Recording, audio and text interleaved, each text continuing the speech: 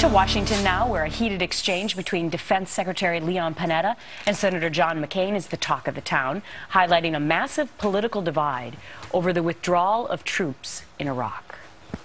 This administration was committed to the complete withdrawal of U.S. troops from Iraq, and they made it happen. Senator McCain, that's just simply not true. Well, I guess you can believe that, and I respect your beliefs. I respect your opinion. But that's not the true. outcome. And the outcome has been exactly as predicted. But that's not how it happened. So does Senator McCain's suggestion hold any weight? Let's ask Senator Claire McCaskill. She sits on the Armed Services Committee. Good morning to you, Senator. Good morning. What did you make of that give and take between Senator McCain and Leon Panetta? Well, I know that the president would never allow our military to remain in a country that refused to say we will not hold them criminally responsible for any actions they undertake as members of our military. And that's what happened, Gretchen. The Iraq government said we will not re-give your troops immunity, which means our men and women, if we left them there, could be criminally prosecuted by the government of Iraq. We can't allow that to happen. Now, should we keep troops in the area to hold a check on Iran? Of course we should. And in fact, we will be doing that by repositioning thousands of our troops in Kuwait so they are available if they need to respond to any acts of aggression by Iran. Right. But some people argue, Senator, that the president could have been more involved in this process. And I believe phone records show that it had been months since he had spoken to the leader of Iraq.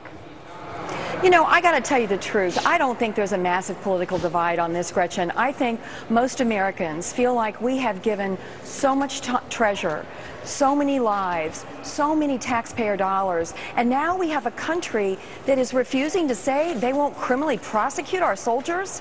We've got, I mean, to me, that is outrageous. And I think most Americans say, enough already.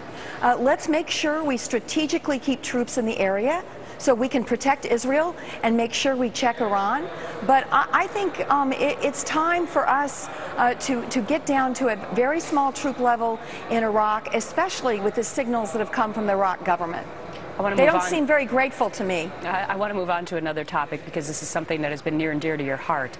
And I know you were one of the first to bring it to international attention about what was happening at Arlington National Cemetery with some of the grave sites there. And now, I hate to even say that it's happening somewhere else at Dover Air Force Base. What can you tell us about it? Well, we are, I'm pleased. I called for an independent investigation last week, and Secretary Panetta has ordered that independent investigation. And what I'm most concerned about is the Inspector General of the Air Force looked at this problem, and frankly, I found that report lacking. I think it was not as tough as it should have been, and more importantly, I'm worried about what kind of protection the whistleblowers received when they brought these problems to the attention of the command staff. But what did you find at Dover? What were they doing with the grave sites? They were dumping them all in one location, weren't they? Allegedly? Well, what was happening is unfortunately, these people have very difficult jobs because many times the remains are not all whole. And so different parts of the remains had been separated from other parts of the remains, and instead of, and sometimes notifying the family of those problems, or instead of reuniting all the remains in one location, there was some cremation of partial remains, and some of those, in fact, were dumped. So we've got to make sure the processes are in place, that the utmost respect and deference are given to these remains of our fallen heroes. I know that the military wants to do that. We've got to make sure the management at Dover is up to the task. All right. Well, thank you for keeping us informed on this terrible story there.